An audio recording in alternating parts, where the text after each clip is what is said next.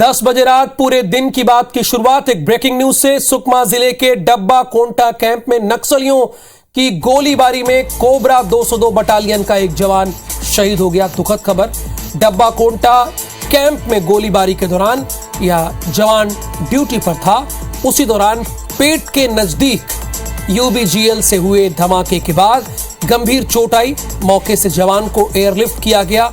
डब्बा कोंटा में सप्ताह भर में यह दूसरी बार है जब माओवादियों ने गोलीबारी करके जवानों को नुकसान पहुंचाने की कोशिश की है। यह घटना शाम 5:30 बजे की बताई जा रही है। नक्सलियों की गोलीबारी के जवाब में कोबरा के जवानों ने भी जमकर जवाबी फायरिंग की, जिसके बाद मौके से माओवादी भाग गए। घटना को लेकर अब तक आधिकारिक पुष्टि नहीं की गई है।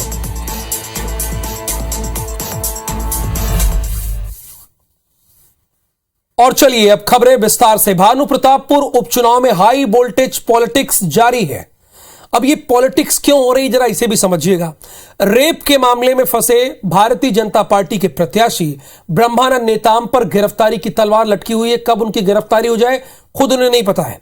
भाजपा ने इसके लिए कांग्रेस पर साजिश का आरोप लगाया तो कैबिनेट मंत्री अमरजीत भगत ने यह कहा और इस पर हंगामा ही मच गया कि अपराध के जो दस्तावेज हैं झारखंड से, वो किसी बीजेपी नेता ही ने कांग्रेस को उपलब्ध करवाए थे।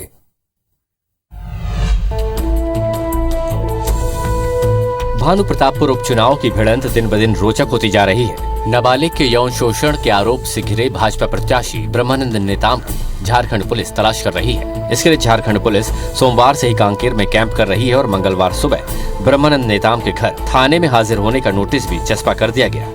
जिला टेल्को थाना कांड संख्या 84-19 के अनुसंधान के क्रम में हम यहाँ हैं जी, उसी के अनुसंधान कर रहे हैं। गिरफ्तारी कुछ अभियुक्त हैं, इसमें उनकी गिरफ्तारी के लिए हम छापामारी कर रहे हैं, प्रयास जारी है। इधर भाजपा ब्रह्मानंद नेताम की गिरफ्तारी रोकने की जुगत में भाजपा का कहना है कि ब्रह्मानंद नेताम चुनाव के बाद पुलिस जहां बोलेगी वहां पेश हो जाएंगे। फिलहाल उनके वकील और प्रतिनिधिमंडल के जरिए पक्ष रखेंगे। उन्होंने एक नोटिस दी उनके परिवार में, उस नोटिस का जवाब उनके इलेक्शन एजेंट, चूंकि वो उपलब्ध नहीं है, चुनाव प्रचार में है, तो उनके इलेक्शन एजेंट इस दौरान उनकी तरफ से कोई भी शासकीय कार्य का जवाब देने के लिए अधिकृत है, तो वो अधिकृत रूप से अपना जवाब देने के लिए यहाँ पर आए थे। हमने उसका जवाब दिया है कि ब्रह्मानंद जी को नोटिस मिले नहीं, उनके घर में उनके पितरों को दे के आ गया। सुबह 8 बजे और 10 बजे उपस्थित होने को गए। हमने कहा है कि चुनाव प्रचार में व्यस्त है, 8 तारीख के बाद वो कभी भी कहे वहाँ वो उपस्थित हो जाएंगे। इसके साथ ही भाजपा ये भी आरोप लगा रही है कि ब्रह्मानंद के खिलाफ साजिश की गई है और झारखंड सरकार के मिलीभगत से उन्हें फंसाया जा रहा है। भानु प्रतापपुर विधानसभा का उपचुनाव वो जीतने वाले नहीं है, उनका प्रत्याशी हारने वाला है और हार के डर से सारा षड्यंत्र कांग्रेस पार्टी कर रही है, भूपेश बघेल की सरकार कर रही है। जिस प्रकार से झारखंड की पुलिस को बुलाकर जो वातावरण बनाने की कोशिश की जा रही है, ये केवल और केवल भारतीय जनता पार्टी के चुनाव अभियान में दखल और उसे प्रभावित करने की कोशिश है। कांग्रेस के प्रदेश अध्यक्ष मोहन मरकाम ने नाबालिग से रेप और उसे देह व्यापार में धकेलने का मामला उठाया था। 3 साल पुराने अपराध को लेकर जमशेदपुर में केस दर्ज है। अब झारखंड पुलिस उपचुनाव के इन पहले कांकेर पहुंची तो सियासी खलबली मची हुई है। जनता पार्टी को मैं स्पष्ट करना चाहता हूं कि ये जो आरोप और प्रत्यारोप लगा रहे हैं, इसका दस्तावेज तो भारतीय जनता पार्टी के लोग ही उपलब्ध कराए हैं। तो इनके मतलब कि इनके पार्टी में इतना कला है कि एक दूसरे का जो दस्तावेज है, जो गुप्त रिपोर्ट है, जो क्राइम कर रहे हैं, उसका दस्तावेज तो उन्हीं के पार्टी वाले सब उपलब्ध करा रहे हैं। आपस में क्यों इतना फ्रिक्शन है? पहले अपने पार्टी को ठीक करें, इसके बाद दूसरे के ऊपर आरोप प्रत्यारोप लगाएं। लेकिन अगर क्राइम दर्ज है तो ये कहना कि हम जेल से भी चुनाव लड़ेंगे और जीतेंगे, मैं समझता हूं कि उचित नहीं है। न केवल राज्य की उनकी इकाई को, उनकी राष्ट्रीय इकाई को भी इस पर विचार और गौर करना चाहिए। हम तो ये भी चाहेंगे कि चुनाव आयोग को भी इसमें तत्काल संज्ञान में लेकर के, मैं ऐसा समझता हूं कि जो वास्तविक कार्रवाई है वो करना चाहिए। बहरहाल इस मामले में राष्ट्रीय बाल संरक्षण आयोग ने पीड़िता का नाम उजागर करने पर मोहन मरकाम के खिलाफ नोटिस जारी किया है और कांकेर जिले के एसपी को मरकाम के खिलाफ कार्रवाई करने को कहा है। वहीं झारखंड पुलिस कांकेर में डेरा जमाए हुए है। एक ओर ब्रह्मानंद नेताम पर गिरफ्तारी की तलवार लटक रही है तो दूसरी ओर चुनाव प्रचार भी जोरों पर है। इस हाई वोल्टेज पॉलिटिक्स का नतीजा क्या होगा, इसका इंतजार हमें भी है। Election desk IBC 24। अब बीजेपी का जयचंद कौन है ये पता लगाना तो जरा मुश्किल है, लेकिन एक बात है कि भानु प्रतापपुर उपचुनाव में सेंटर में अगर कोई है तो वो ब्रह्मानंद नेताम ही है। उन्हीं के इर्द गिर्द राजनीति हो रही है। आगे बढ़ेंगे। उज्जैन में आज राहुल गांधी महाकाल मंदिर पहुंचे और पूरे विधि विधान के साथ उन्होंने पूजा अर्चना की। मंदिर दर्शन के बाद राहुल गांधी ने एक जनसभा को संबोधित किया और इस दौरान भारतीय जनता पार्टी की सरकार पर वो खूब बरसे। माथे पर लाल तिलक और चंदन, शरीर पर लाल अंग वस्त्र और धोती और साष्टांग दंडवत होकर महाकाल को प्रणाम करते राहुल गांधी। जब से भारत जोड़ो यात्रा शुरू हुई थी और जब से यात्रा के रूट में ये तय हुआ था कि राहुल गांधी MP प्रवास के दौरान महाकाल मंदिर में पूजा अर्चना करेंगे, तब से लेकर अब तक MP की सियासत में देर सवेर राहुल और कांग्रेस के सॉफ्ट हिंदुत्व की ओर मुड़ने की चर्चा हर कोई कर रहा था। भारत जोड़ो यात्रा का आज 83वां दिन है और MP में यात्रा अपना 7 दिन पूरा कर चुकी है और यात्रा के 83वें दिन महाकाल मंदिर से राहुल की जो तस्वीरें सामने आई हैं, उसने कांग्रेस और राहुल गांधी की सॉफ्ट हिंदुत्व की नई छवि को और मजबूत कर दिया है। आज राहुल गांधी उज्जैन के महाकालेश्वर मंदिर पहुंचे और पूरे विधि विधान के साथ बाबा महाकाल की पूजा अर्चना की। पहले राहुल गांधी महाकाल मंदिर पहुंचे और गर्भगृह में जाकर पूजा की। इसके बाद राहुल गर्भगृह से बाहर निकले और नंदी की आराधना करने लगे और बाबा महाकाल के सामने दंडवत हो गए। पुजारियों से भी गर्मजोशी से मिले और जब जनसभा को संबोधित करने पहुंचे तो भगवान शिव की चर्चा करते हुए बीजेपी सरकार पर जमकर बरसे। हिंदू धर्म कहता है कि तपस्वियों की पूजा होनी चाहिए, तो इस देश में तपस्वियों की पूजा क्यों नहीं हो रही है? जो तपस्या कर रहा है उसको इस देश की सरकार कुछ नहीं देती और जो नरेंद्र मोदी जी की पूजा कर रहा है उसको सारा का सारे दे देती। हालांकि बीजेपी लगातार राहुल की यात्रा पर हमला बोल रही है और उसे देश विरोधी ताकतों का समर्थन करने वाली बता रही है। जिस यात्रा के अंदर राहुल गांधी ये कह रहे हो कि चीन की सेना से ज्यादा खतरा GST कानून को है, जो संविधान के अंदर भारत की संसद में जो कानून बना हो उस कानून की अवहेलना करना, उस कानून पर प्रश्न चिन्ह खड़ा करना और चीन की सेना को आप समर्थन कर रहे हैं, ये दुर्भाग्यजनक है। राहुल की यात्रा के जरिए कांग्रेस की कोशिश है कि हर वर्ग तक पहुंचा जाए। इधर बीजेपी लगातार ये कोशिश कर रही है कि कांग्रेस को अल्पसंख्यक वर्ग का हितैषी बताकर बहुसंख्यक वर्ग से दूर किया जाए। बीजेपी की इसी रणनीति को काउंटर करने के लिए कांग्रेस के ये तेवर देखने को मिल रहे हैं। दीपक यादव, IBC 24। वैसे पूजा पाठ तो किसी का भी व्यक्तिगत विषय होता है, बहुत ही निजी मामला होता है, लेकिन पिछले कुछ वर्षों से इसकी खूब चर्चा होती कि वो कैसे पूजा करता है, किस तरह से पूजा करता है। तो आगे बढ़ेंगे। केंद्रीय वित्त मंत्री निर्मला सीतारमण ने आज संघ से जुड़े कार्यक्रम में शिरकत की। 21वीं सदी के वैश्विक परिदृश्य में भारत का आर्थिक सामर्थ्य, इस विषय पर उन्होंने व्याख्यानमाला रविंद्र भवन में आयोजित की गई। इस मौके पर सीतारमण ने शिवराज सिंह चौहान को यशस्वी और वेरी पॉपुलर चीफ मिनिस्टर कहकर संबोधित किया। निर्मला सीतारमण ने कहा कि सत्ता के विरुद्ध खड़े होकर अपनी विचारधारा के अनुसार संगठन की नींव रखी। उन्होंने भारतीय मजदूर संघ के गठन के इतिहास और उसके सफर का जिक्र किया। कार्यक्रम में मौजूद CM शिवराज सिंह चौहान ने कहा कि 200 साल के गुलामी के कालखंड को अगर छोड़ दें तो भारत का स्थान सभ्यता, संस्कृति और आर्थिक रूप से सबसे ऊपर था। मुगल काल से लेकर ब्रिटिश काल तक 25 से 3% तक आ गई। उन्होंने ये भी कहा कि 2014 के पहले भारत घोटालों का देश था, लेकिन अब PM मोदी के नेतृत्व में अर्थव्यवस्था मजबूत हुई है। ऑर्गेनाइजेशन अगर कोई होगा तो वो भारतीय मजदूर संघ है। उनको इसीलिए बुलाया गया चाइना और उस डेलीगेशन को लीडरशिप पोजीशन में साथ लेकर के चलने वाले हमारे राष्ट्रऋषि दत्तोपंत जी थे। मुगल काल में आर्थिक सांस्कृतिक दमन के बाद भी GDP में 25% योगदान होता था हमारे देश का, भारत का। ये मुगल काल की बात कर रहा हूं। लेकिन अंग्रेजों के आने के बाद मध्य प्रदेश के मुख्यमंत्री शिवराज सिंह चौहान गौरव दिवस के मौके पर संबोधित कर रहे हैं। विद्रोह किया था और 6 अगस्त 1857 को सीहोर को अंग्रेजों से मुक्त करा के सीहोर को आजाद करा दिया था। भारत माता का यह हिस्सा आजाद हो गया था और आजाद सीहोर में कंपनी बहादुर सरकार की तर्ज पर एक सरकार बनी थी जिसका नाम था सिपाही बहादुर सरकार।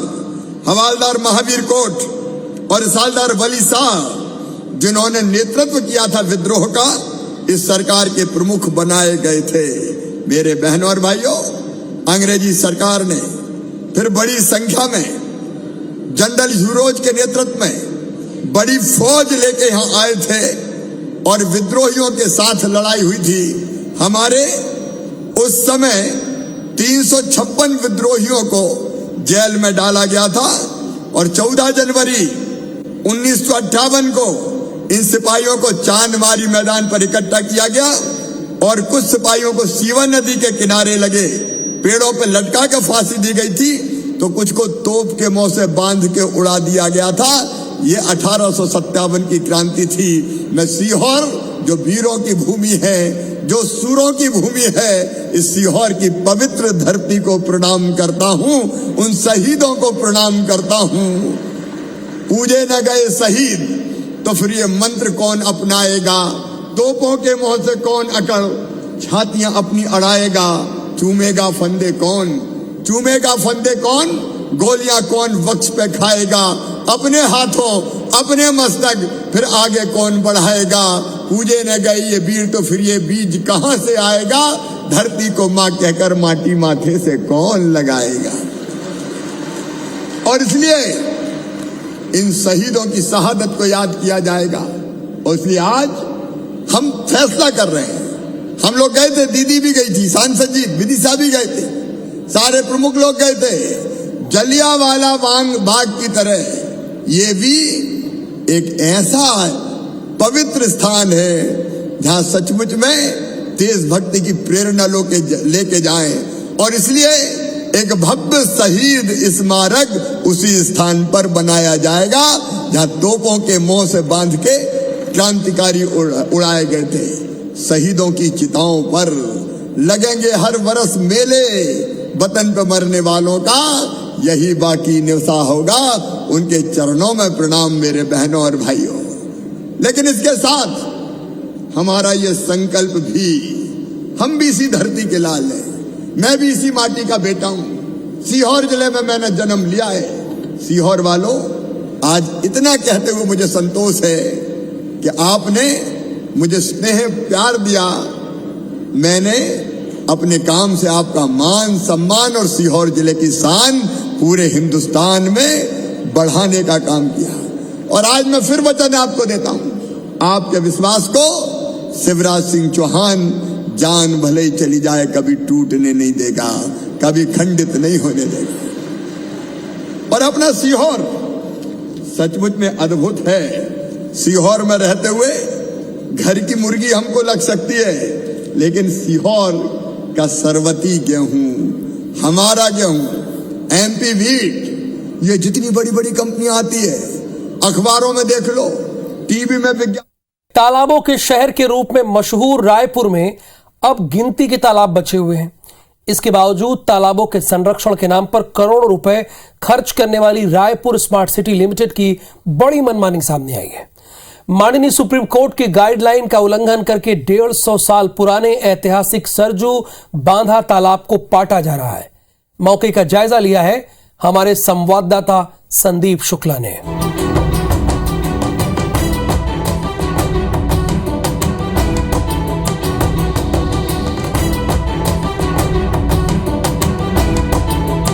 हमने आपको कई रिपोर्ट दिखाई है कि भूमाफिया जो है तालाब पाटकर प्लॉटिंग कर रहे हैं, लेकिन आपको ऐसा मामला दिखा रहे हैं कि खुद सरकारी agency Raipur smart city limited Raipur के ऐतिहासिक सरजू बांधा तालाब को पाट कर यहाँ पर निर्माण कार्य इसने शुरू कर दिया है। आप देखेंगे हम तालाब के कैचमेंट एरिया पर ही खड़े हैं। बड़ी मात्रा पे यहाँ पर मलबा डालकर तालाब का लगभग 10-12 हज़ार फुट जो एरिया है उसे पाट दिया गया और ये काम लगातार चल रहा है। हम आपको पीछे का नज़ारा दिखाते हैं, आप देखेंगे यहाँ पेड़ पौधे दिखाई देंगे जो बताते हैं कि तालाब का हिस्सा, ये बाउंड्री जो आप देख रहे हैं ये तालाब की ही बाउंड्री है जो बनाया गया था शमशान घाट से तालाब को अलग करने के लिए।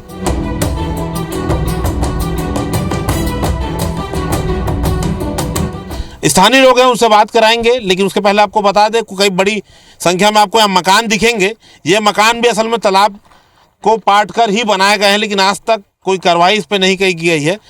दशकों से यहाँ पर जो लोग रह रहे हैं उनसे हम बात करेंगे। ये पाट दिया गया, कब से इसे पाटा जा रहा है, कौन पाट रहा है, क्या कहेंगे इस पर? इसको स्मार्ट सिटी द्वारा पाटा जा रहा है और ये सबसे पुराना तालाब है हमारा। हम चाहते हैं यहाँ के आम जनता की तालाब हमारा सुरक्षित रहे और जो भी स्मार्ट सिटी के अधिकारी इसमें के द्वारा गलत तरीके से काम किया जा रहा है उसके ऊपर उचित कार्रवाई हो। अच्छा, पानी कहाँ तक आता है इसमें? पानी तो शमशान घाट का जो शेड था वहाँ तक आता था, पर अभी धीरे धीरे इन लोग पाट के पूरा गलत तरीके से काम करके इन लोग तालाब को पाट के वो किए हैं। आप कहाँ रहते हैं, क्या कहेंगे इस पूरा? मैं यही वार्ड का निवासी हूँ। लगातार इस तालाब को पाटा जा रहा है और 10-15 दिनों से ये अपना स्मार्ट सिटी ने पाटा है। अधिकारियों के ऊपर कार्रवाई हो और ये तालाब को गहरीकरण शिकायत नहीं की क्या? जोन में भी शिकायत की, जोन के हल्दर साहब ने मेरी बात हुई, मुझे कोई जानकारी नहीं है, बताया जा रहा था स्मार्ट सिटी कराया जा रहा है करके इसका गहरीकरण वापस से किया जाए। यहाँ पहले ही भू माफियाओं द्वारा तालाब को पाट दिया गया। वर्तमान स्थिति में सरकारी रिकॉर्ड में 34 एकड़ का तालाब दिखता है, लेकिन वर्तमान स्थिति में 14-15 एकड़ ही बचा है तालाब। आप कहाँ रहते हैं, कब से रह रहे हैं और पहले क्या स्थिति थी, अभी क्या स्थिति है, इस पे क्या कहेंगे? मैं यहीं रहता हूँ, बस जस्ट पीछे मेरा मकान है। पहले ऐसा था कि खड़े होता तो पूरा तालाब ही तालाब दिखता था, पर अब क्या हो रहा है, भू माफिया तो पूरा पाट के ना सिर्फ कॉलोनी दिख रही है। जो तालाब बचा है थोड़ा बहुत, वो भी कुछ दिन के बाद अपने घर के छत से खड़े होंगे, सिर्फ कॉलोनी दिखेगी, पानी और तालाब कुछ नहीं दिखा जाएगा। क्या कहेंगे, इसमें मलबा डाल रहे हैं? ये बोला जा रहा है कि रायपुर विकास पार्क गार्डन बनाया जा रहा है, पर ये तो मरघट को खोद के वहाँ की मट्टी यहाँ ला के डाल रहे हैं। देखिए ये स्थिति है, खुद सरकारी एजेंसी जो है वो तालाब को पाट रही है। अपने आप में बड़ा सवाल खड़ा करता है ये कि किसी व्यक्ति को निजी फायदा पहुंचाने के लिए कुछ ऐसा किया जा रहा है। और ऐसी समिति जिसका अध्यक्ष कलेक्टर होता है, एमडी स्मार्ट सिटी IAS है, नगर निगम के आयुक्त है, उनके अगर नाक के नीचे काम चल रहा है तो अपना पे बड़ा सवाल है कि अब तक इस पर कार्रवाई क्यों नहीं हुई है। अधिकारियों से बात करेंगे, पूछेंगे आखिर इसके पीछे किसका हाथ है और सुप्रीम कोर्ट की गाइडलाइन का उल्लंघन आखिर कौन करवा रहा है।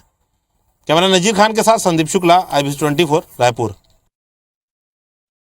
सरजू बांधा में केवल पाथवे का निर्माण और एक व्यू पॉइंट का निर्माण रायपुर स्मार्ट सिटी कर रहा है और वहीं पर एरिया चिन्हांकित किया और हमारी टेक्निकल टीम देख रही है। तालाब पाटा जा रहा है, ऐसी स्थिति नहीं है। विजुअल अभी मौके पे आप जाएंगे, साफ दिखता है तालाब पाटा जा रहा है। 60-70 फुट तालाब गहराई में पाटा जा चुका है। हमारे पास विजुअल एविडेंस भी है, आप भी मौके पे देख सकते हैं। हमने, यदि आप अभी संज्ञान में ला रहे हैं तो हम अपने तकनीकी अधिकारियों को इस पे जांच करने बोलेंगे और जांच के बाद यदि ऐसी स्थिति हो रही है तो उसको दुरुस्त करने के लिए कहा जाएगा।